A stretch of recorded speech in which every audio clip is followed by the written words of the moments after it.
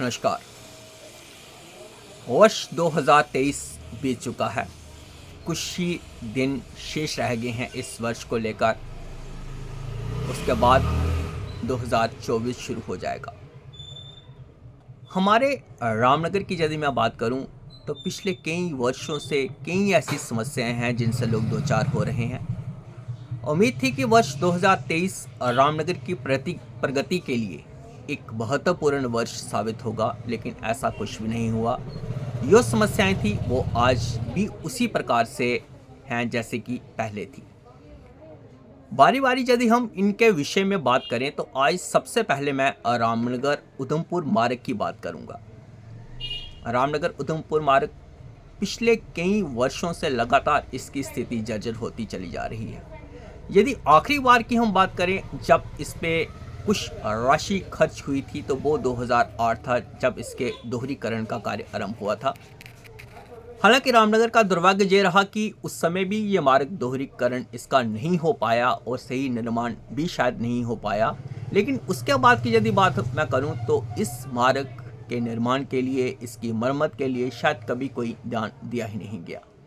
हाँ, बीच में कभी कभी कुछ जो खड्डे पड़े थे उन पे तारकोल डाला गया, लेकिन वो तारकोल कितना उसकी गुणवत्ता रहती है जी आप सब लोग जानते हैं, मुझे बताने की आवश्यकता नहीं है। लेकिन यदि आज वर्तमान स्थिति की हम बात करें तो रामनगर उधमपुर मार्ग की हालत इतनी जर्जर हो चुकी है कि शायद इस बार सफ़र करना एक असंभव सी बात हो गई है। बहुत से लोग हैं जो बाहर से आते हैं, वो रामनगर में एक बार आने के बाद दूसरी बार आने का उनका मन ही नहीं करता है। इस मार्ग की आज हालत ये हो गई है कि शब्द छोटे पड़ गए हैं कि क्या कहें इस मार्ग के बारे में, क्या बताएं कि कितने खड्डे हैं। रामनगर से रोंदमेल तक का ये मार्ग है, 27 किलोमीटर की दूरी है, लेकिन इन 27 किलोमीटर में 1, 2, 4, 5, 10 नहीं बल्कि हज़ारों खड्डे बने हुए हैं। लेकिन शायद इसकी किसी को चिंता ही नहीं है। इस विषय पर हमने कई बार आवाज़ उठाई, कई बार जहाँ के जो सामाजिक कार्यकर्ता हैं उन्होंने प्रदर्शन भी किया, लेकिन हमेशा लोगों की बातों को नज़रअंदाज किया गया। कई बार जब प्रदर्शन पहले किया गया तो तब कहा जाता था कि इसके लिए राशि तो आवंटित की जा चुकी है। ये जो मार्ग था पहले जो लोक निर्माण विभाग के पास था, अब जो PMGSY के अधीन आ गया है, इसके लिए एक भारी भरकम राशि आवंटित की गई है। टेंडर भी किए गए हैं, लेकिन ठेकेदारों की आपसी लड़ाई की वजह से जहां का निर्माण कार्य शुरू नहीं हो पा रहा है। फिर जब काफ़ी जद्दोजहद की गई तो एक दिन ऐसी भी खबर आई कि अब जो है वो स्टे जो ठेकेदारों ने लिया था वो वकेट हो चुका है। लेकिन उसके बाद भी कितना ही समय बीत गया, अब भी इसके मार्ग का निर्माण कार्य आरंभ नहीं हो पा रहा है। हालांकि जो राशि इसके लिए आवंटित की गई है वो पर्याप्त नहीं है, उससे भी कोई बहुत बढ़िया मार्ग बनने नहीं जा रहा है, लेकिन कुछ हद तक इसके खड्डों को भरा जा सकता था, जहां पर तारकोल डाला जा सकता था। कम से कम मार्ग इस स्थिति में तो हो सकता था कि जहां पर जो सफ़र है वो थोड़ा सुगम हो सकता था।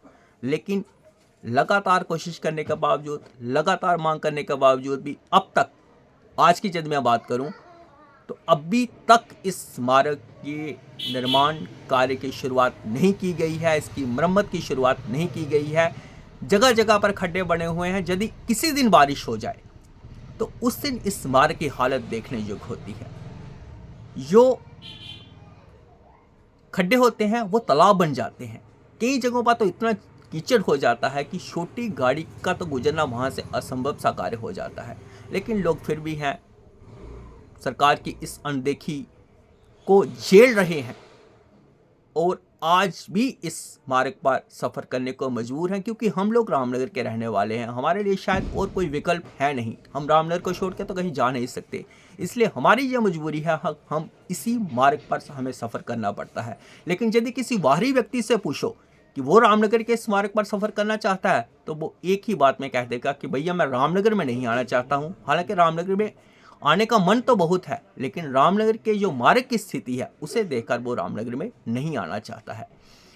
तो आज मैं आपको ये कहना चाहता हूँ कि इतना समय गुजर गया। आज पूरे भारतवर्ष की हम बात करें तो जगह जगह से हमें खबरें मिलती हैं, जगह जगह पर हम टीवी पर देखते हैं कि मार्ग बहुत बढ़िया बन गए हैं, बड़ी बड़ी इमारतें बन रही हैं, बहुत तरक्की हो रही है। लेकिन मैं एक बात सरकार से पूछना चाहता हूँ कि क्या जी ये रामनगर जो है वे इस देश का हिस्सा नहीं है? हम भी तो इसी देश के वासी हैं। क्या हमें वो सुविधाएं नहीं मिलनी चाहिए? होना तो ये चाहिए था कि ये जो मार्ग है इसका फिर से सर्वे करवाया जाना चाहिए था, इसका दोहरीकरण होना चाहिए था, कम से कम ये डबल लेन बननी चाहिए थी। लेकिन डबल लेन तो बड़ी दूर की बात है। आज मार्ग इस स्थिति में बिल्कुल नहीं है कि इस पर सफ़र किया जा सके। 2023 समाप्त हो रहा है। निराशा ही रही इस पूरे वर्ष की यदि मैं बात करूं। उम्मीद करूंगा कि जब 2024 आरंभ होगा तो रामनगर वासियों के लिए एक खुशी की कोई तो बात होगी। कम से कम इस मार्ग का जो मरम्मत का कार्य है उसको शुरू करके रामनगर के लोगों को एक तोहफा दिया जा सकता है। इंतज़ार रहेगा कि कब इस मार्ग का निर्माण कार्य आरंभ होता है। मैं पहले भी कहता हूँ, एक सामाजिक कार्यकर्ता होने के नाते हमारा ये दायित्व है कि हम रामनगर की समस्याओं को उजागर करें, प्रशासन के सामने रखें, सरकार के सामने रखें और हम अपने इस दायित्व का निर्वाह करते रहेंगे। कोई सुने या ना सुने, लेकिन आवाज़ अपनी बुलंद करते रहेंगे, संघर्ष करते रहेंगे, इस उम्मीद के साथ कि एक दिन ये आवाज़ उच्च अधिकारियों तक जरूर पहुंचेगी और रामनगर की जो समस्याएं हैं इनका समाधान जरूर होगा। तो आज अभी के लिए केवल इतना ही। रामनगर की जो अन्य समस्याएं हैं उनके बारे में हम जरूर इस बात को उजागर करेंगे, जैसे स्वास्थ्य की जहां पर कोई सुविधाएं नहीं हैं, शिक्षा की सुविधाएं लगातार कम होती चली जा रही हैं, बिजली पानी की समस्या जहां पर हमेशा बनी रहती है।